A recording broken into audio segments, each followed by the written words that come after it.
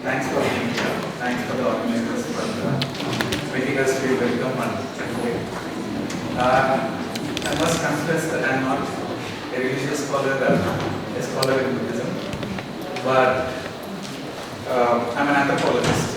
I am from South India, particularly from Tamil Nadu. I have been in Telangana as well as I carried out fieldwork among the Newah community in Kathmandu Valley. So, then the conference and the last sessions also have been a mental vortex, right? Itself, mind, do we consider society, where is individual's role in society, right? And how do we understand it? These all things kind of connect to what I'm going to speak in a few minutes. I really hope I do justice for your time. Okay, otherwise that's really evident. I'll make it right. So I think everything that's a story, and mostly those who study India understand Indian society, they consider India as a storytelling civilization. But I would extend it to, in fact, every human civilization, or if you want to call it as a culture, is a story, right? Either an architecture, a painting, or a small story that is told by your grandmother. Everything is a story, right? And these stories play a very, very vital role in shaping up our thoughts. I seriously believe so. Some may disagree, right?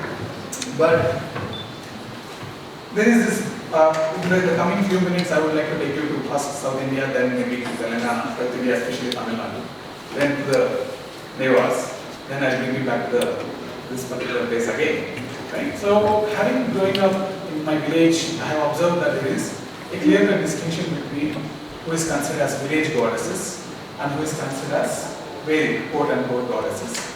And there is a quite distinction that is observed in how they are worshipped and who they are worshipped and who mediates in order to worship them.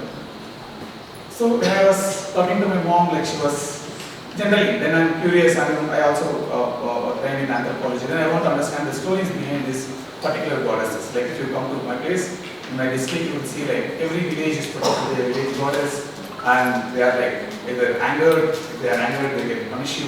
If they are not angered, pacify them, they will try to. So there is this thing. So whenever I asked my mom, like, what is the story behind this particular goddess?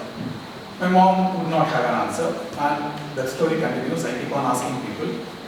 They would eventually say like, she is none other than the wife of so and so, mostly Shiva. And all of these goddesses were linked to Amman, and Amman were again like linked to Shiva, right? Then coming to Telangana, there is this one particular temple, very big temple, which is getting very, very famous. If you happen to be in Hyderabad, you would come across this Peddamma temple, which is huge.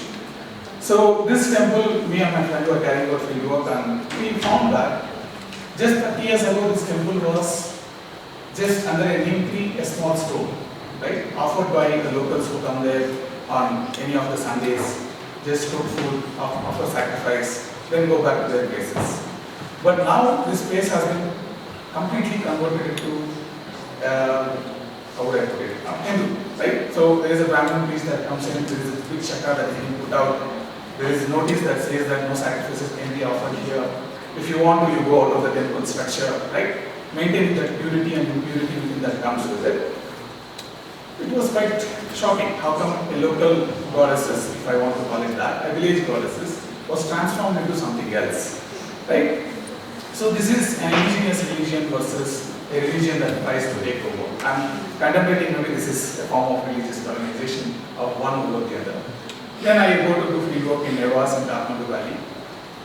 There is this same, every village in the valley, that is in Lalitpur district, Techo, which I carried out fieldwork. Every village is protected by the village goddesses, known by Brahmani, Balkumari, Vajrayana, right? And Sikali, Dakshin Kali. Every village has a village protector.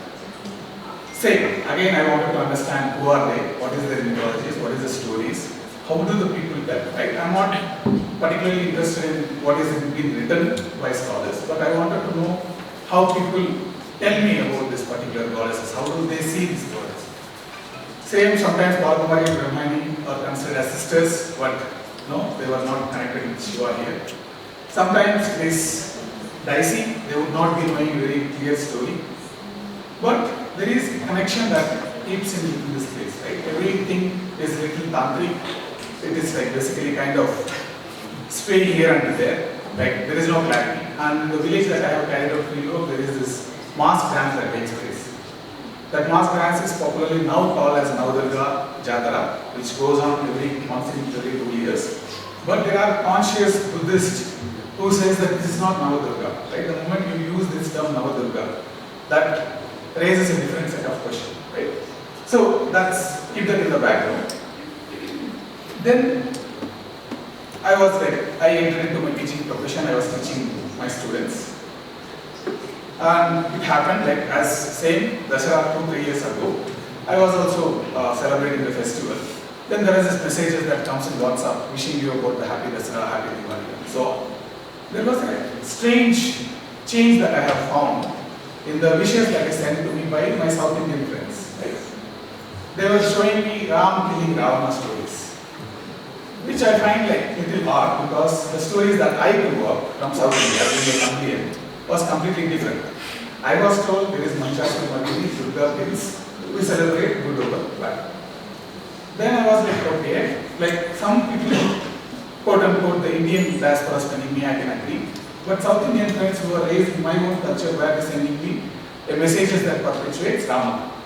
So the next day I asked my students who are from different places in the university, or different places in India, so what is the story? So most of the South Indian students were also like leaning towards Ram Ram Ravana story, right?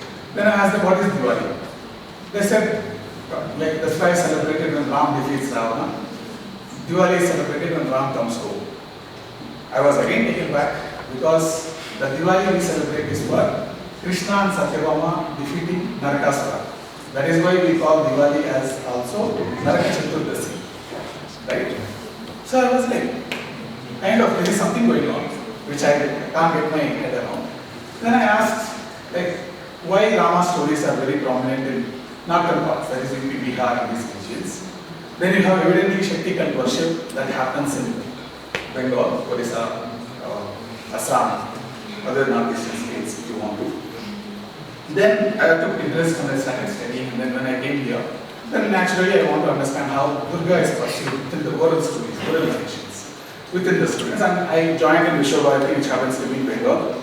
So due to interactions, I asked my students, please tell the stories, like what you have grown up listening to. They started telling me, like, oh, Durga Puja we celebrate because Durga comes home. Which was strange to me because in my culture, Durga never comes home. Durga is celebrated on that day. Like, although we celebrate it for 10 days, like concluding it on Vajrayana, but Durga never comes home in our place, right? And it's not the story either across the village, even Chamundeshwari temple in Mysore. This is not the story, Durga coming home. Right? When I looked deeper, and these were photographs I had taken in 2018 when I was hopping from Pandal to Pandal, that's called as in Bengal Pandal hopping. I found, one of my friends who was accompanying me pointed out that Durga's weapons are drastically being taken away. Like the statues, if you see, are becoming more and more peaceful, more and more like the facial expressions also. She just killed a Mahishasura, she should be more ferocious, right? And then the weapons were going. Minimal weapons. I think this particular image doesn't even have a weapon. Then she also comes home with her siblings in some cases, with children in some cases, stories before. Along with her husband on the top. Husband is not shown because he has to be hidden, but he's there. Shiva is there, definitely, right? So why is Mahishasura story is not celebrated in its entirety, but considered as she coming home? What are we doing through this particular storytelling to our children, right? Again, contemplation. Then we have,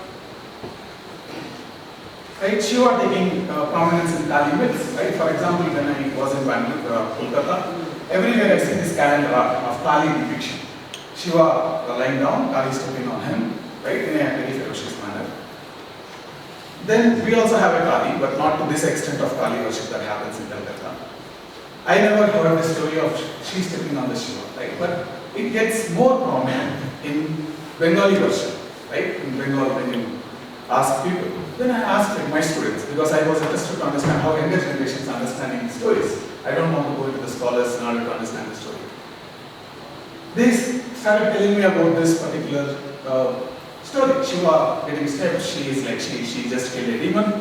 Many of the students were not even able to tell me who the demon was, right? And why she had to like be very ferocious, put her tongue out. No one has answered. But they always refer to this story. Right? It's also very intriguing for me because why is Shiva coming very prominently? Isn't it supposed to be Kali that is supposed to be celebrated? Right?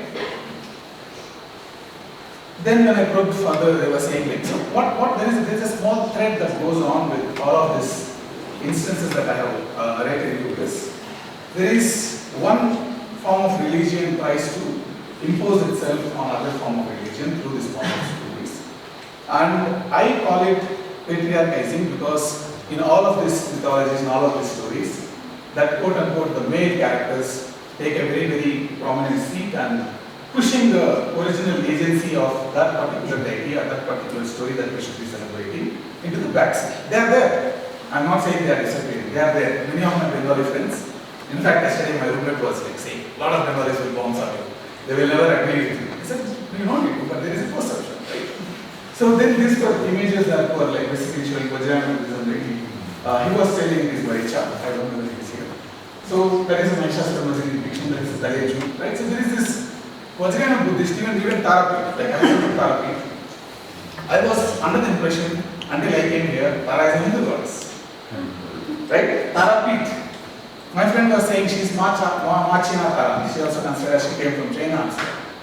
So what's particularly happening within the Indian context is, I don't know whether that would be an research interest for many people to see how Hinduism imposes itself on the Buddhism, whether you want to scholarly, academically divide that to even Tantric, Hindu Tantric and Buddhist Tantric as we were discussing in the morning. Right? But there is this oral narrations and oral stories are repeatedly used in order to impose itself on the other, and I think it has its own religious politics as well as at the time space that operates as a very important thing to do with it, right? So that's, I think I'm done.